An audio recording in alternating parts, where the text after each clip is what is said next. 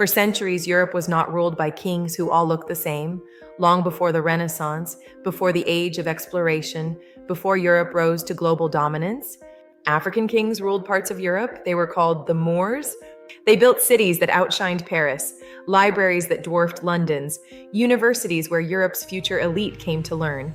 Yet today, their story is rarely told. This is the true history of the Moors, the African kings of Europe.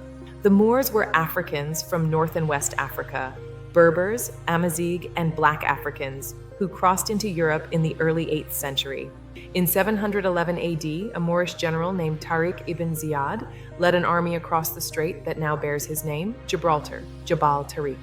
His army, a fusion of seasoned warriors and fervent believers, met the Visigothic forces in a decisive battle. The clash was not just of swords, but of worlds. Within years, much of the Iberian Peninsula, modern-day Spain and Portugal, came under Moorish rule. Europe would never be the same. Under Moorish rule, Andalus became one of the most advanced civilizations on Earth. While much of Europe struggled through the Dark Ages, Moorish cities like Córdoba, Seville, and Granada flourished.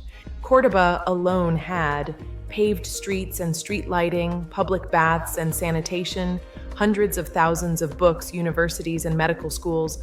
At a time when many European kings couldn't read, Moorish scholars were translating and expanding upon the works of Aristotle, Plato, and Hippocrates.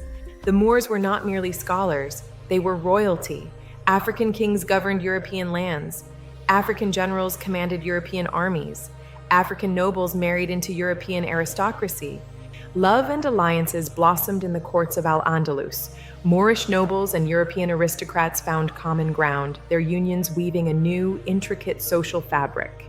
Historical art from medieval Europe often depicted Moorish rulers with dark skin, regal posture, and crowns, not as servants, but as sovereigns. Even European coats of arms still display Moorish heads, silent witnesses to this forgotten truth. Moorish society was also remarkably advanced in social life. Women in Moorish Spain could own property, were educated, participated in poetry, medicine, and governance.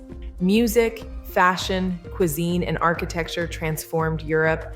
Algebra, chemistry, modern medicine, advanced agriculture. These weren't European inventions, they were African and Islamic gifts to Europe. But prosperity breeds fear. As Europe slowly emerged from the Dark Ages, the presence of powerful African rulers ruling European land became politically uncomfortable. The centuries of conflict were marked by epic sieges and brutal battles. The fight for Iberia was a long, drawn-out war of attrition, with fortunes shifting like the desert sands. Over centuries, Christian kingdoms launched the Reconquista, a brutal campaign to retake Iberia. Cities fell, libraries were burned, scholars were expelled or killed, and history began to change. After the fall of Granada in 1492, Europe began systematically rewriting its past. African kings became invaders. Advanced civilizations became occupiers. Black nobility vanished from textbooks. Art was altered, records were destroyed, and future generations were taught a simplified story, one without African excellence. But the truth never fully disappeared. It lives in European architecture, language, and place names. Universities founded on Moorish knowledge, royal bloodlines across Europe.